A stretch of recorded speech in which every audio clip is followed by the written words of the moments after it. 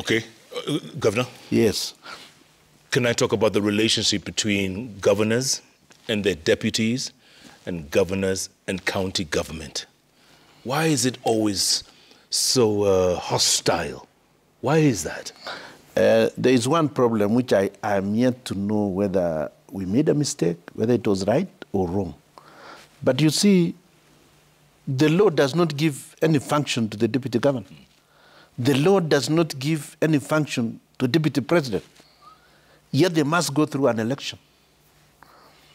The law is very clear. The Constitution says you will work as assigned by the governor or by the president. Yeah. They talk about the president, but they now say it mirrors at the county level what happens at the national level. So it is true, no real functions were given. And then somebody goes through an election together with you, believing that he's going to share half the government, but it's just a spare wheel. He's just kept. If there is no puncture, there is no use. It stays in the boot for as long as it takes. Now, what I'm saying is we really need to audit the various laws that we came up and this system of governance, whether it serves us well. There was an attempt through BBI and all that. Right. But I don't think it didn't see the light of day. But is that doesn't mean we can't look at it again. Sure, but is that why deputy governors are so restless most of the time? Yes, some. You know that another issue is most of the deputy governors were contesting for the gubernatorial seat. I know quite a number, and especially the ones who now end up fighting with the governor, is that they really expected something else without actually discussing and working together so that they succeed together. So I think that is one of the issues that should be work in progress. Yeah. We must now reflect over the past 5 years. Although I didn't want to go back on that, I just want to mention that I'm not being overprotective on county government. I know there are also false allocations in all these stories. Remember, I was accused of having 3 choppers. I remember. In Parliament here. Did you have 3 choppers? I asked the government, yes, probably I have the 3. I would like to be sure.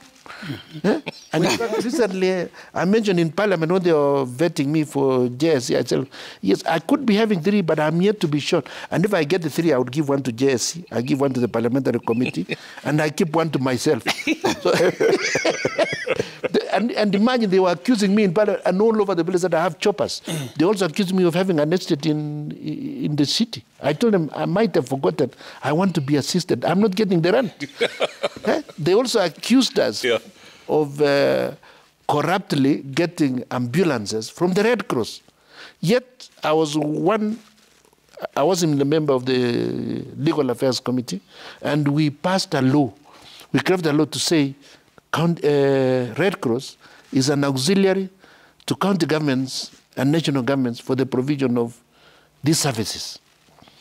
It is in the law. Yeah. But they are saying, why have you hired ambulances? I had been a member of Parliament for over 15 years. I knew the problem we were having in the rural Kenya, that you can have an ambulance as a government, but you put fuel at 3 o'clock, at 5 o'clock there is no fuel, and yet it didn't go anywhere.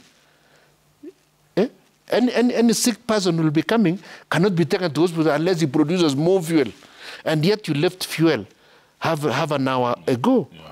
So you really need a professionalized delivery of ambulance services, which Red Cross is on top of it.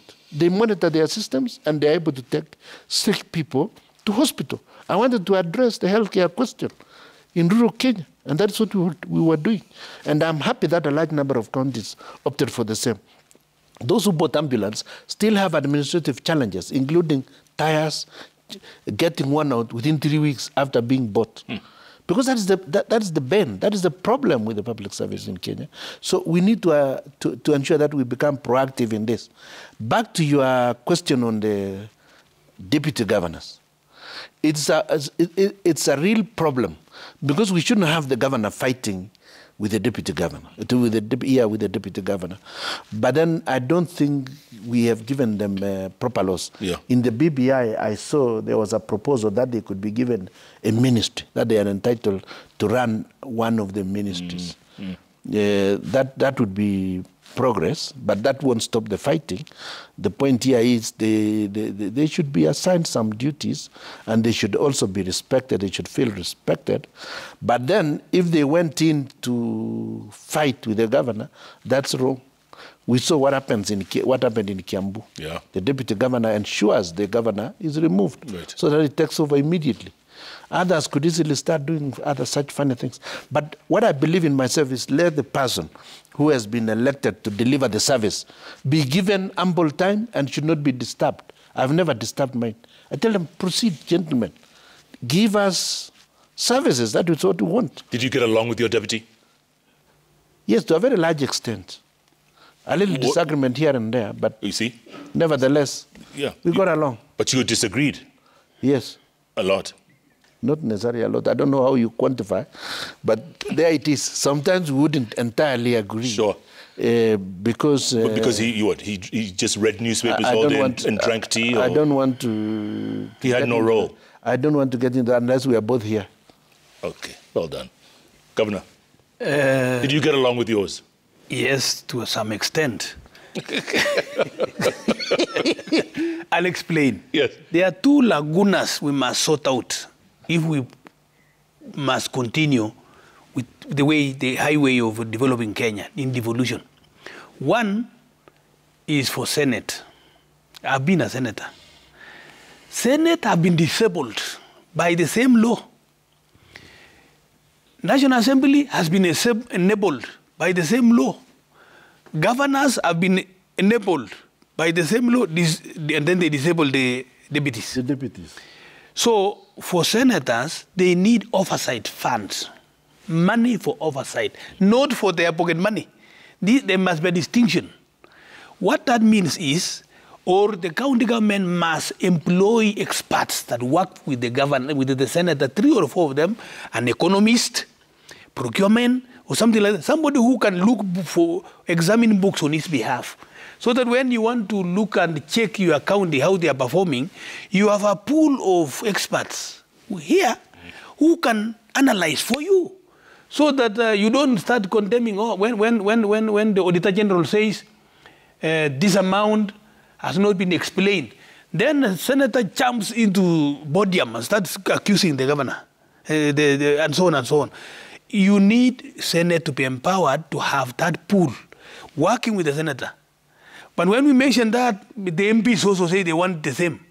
But that can be dealt with. For deputy governors, I was the first governor in the entire republic to give my deputy duties. I read the law and said it would be ridiculous because I was as a senator before and I saw the war that was going on. When I came in as a governor, I decided to make my deputy, make him also a CC in charge of a ministry that is based in. Mine was a doctor. Mm-hmm. So it went very well. The only challenge I now had was when my deputy received some challenges that were personal to himself and his family that made him stay away from office until I became a subject of condemnation by the subject citizens. So now wrangles came and so on and so on. But so many counties finally followed us. But wasn't that the guy who was based in America? Yes, he had to go to America. And so he had a family problem that made him remain there. When he was still sorting out, contaminations began here at home, fighting me, everybody. But now he sorted out. But as Isaac, Governor, has said, we really need National Assembly and the Senate to examine the law, and the expert is here, to see how we can improve and make our constitution more better than it is today. Sure. Governor, weren't you once almost impeached? Yes, and even before the impeachment, can I just answer that question of the deputy governor? You know, my understanding of both of us, because we were elected on one ticket, so we had like a joint mandate. And so the way in which we used to work was, if I'm not present, the deputy governor will chair cabinet, yes, will, make decisions on, behalf of the government. Yeah. And really, we would, work together, knowing that we'll complement each other. And for a long time, that worked very well. She would have, our own flagships, like, the gender, based violence issues. Because you also want somebody to realize, herself, himself. And so I found that very, very, very positive. And we were a county where it was said that the governor and the deputy really worked as a team. Of course, at the very end, during elections, we went separate ways. And that is expected. When, there are elections, people can go to this group and others can go to that group, and that is accepted. But I think that is the important thing, to realize that it's a team. And both are elected. The deputy governor is also elected. And can be removed. And also can be removed. So I think that is very, very important, so that people don't fight and people don't weaken the institution of the governorship, because both of them are in the institution of governorship. But it happened in Kisii, Ongwae, remember? In Kisii, in Nairobi, Sonko, Igathe. Right now in Meru, Kawira is facing all kinds of opposition. And speaking of opposition, you did the same. I mean, they almost ran you out of office. Yes, but that was now because of the party issue, because I was in a minority party, Muungano. But still, it shouldn't matter, right? It shouldn't. It shouldn't if our political culture is properly, developed. And if you don't just want to score points and you don't want to remove somebody because you want somebody from your party, to come in. But again, the MCAs then had their own agenda, because, I resisted them, having a very high budget, 1 billion, a few people, and the entire budget was 4.3 for 1 million people. So because of that resistance and, with party support, that is why they wanted to remove me. And that's another problem. If you begin to just remove governors, to impeach them, and to censure ministers for no reason, then again you are weakening devolution, and that is internal. It has nothing to do with, it is an internal thing, maybe not the national government getting involved. And that's why the governor and the deputy governor must work together. The county executive and the county assembly must work together. MPs and senators must not think that they are fighting, governors, so to speak. I mean, the oversight is very, very important. But counties that you have all those people working together, and even with the national government at the county level, those counties have progressed more. And that is the future of devolution, so that people know they are all serving the citizens and they need to be, to work in concert. Yeah, but that doesn't always happen. I mean, do you think MCAs are a menace for the most part?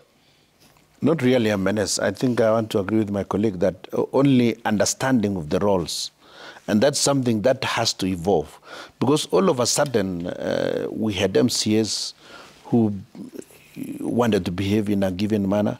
We had various suggestions to the CRA to give a ceiling. Because you see, one other thing that this new constitution has come up with is to give a free hand to MCAs and MPs to deal with the budget. If you look at the National Assembly, they have about 40 or 50 billion now allocated to the National Assembly. That is a lot of money, really, a lot of money, really. And if at the county, they wanted 1 billion, like they also did the same to me. They wanted 1 billion, and the remainder for development was 1.2 billion. So how do you deal with it when they are the ones actually passing the budget? How do you deal with it? In fact, they stopped my budget for the last, I think, 1 year. I didn't use even a single cent, because I would give them the budget, they would change it. I refuse. I overrule it or reject it, veto it, send it back. They do the same thing. Because they wanted money. So I just decided not to affix my signature. That therefore there'll be no withdrawal of such funds. So how did the county operate? We operated on 50%. We are allowed to use vote on account. 50% of the budget. The rest remained.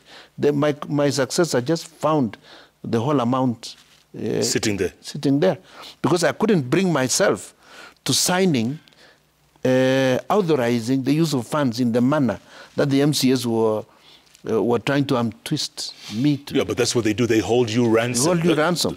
They held him ransom until we even thought maybe we should let fresh elections happen in Makueni, because we were very sure that he was unassailable in his position, because it was the right moral position that he had taken. Then we thought even those MCAs ought to be punished by going back to election and let Raya teach them a lesson, that you don't go holding ransom the governor and then you expect us to come and give you accolades.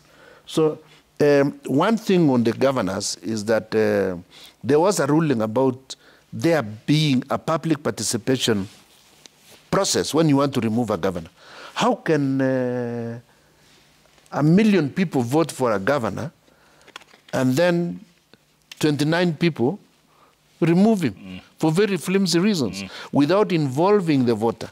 So we were thinking there ought to be a law again, that there has to be maybe a recourse to a plebiscite in the counties to confirm this, so that the governors can then stay on the right side of the public, not to be twisted or held at ransom.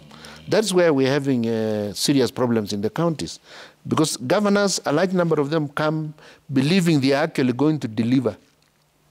But they realize that if the MCAs are not in sync, they won't deliver.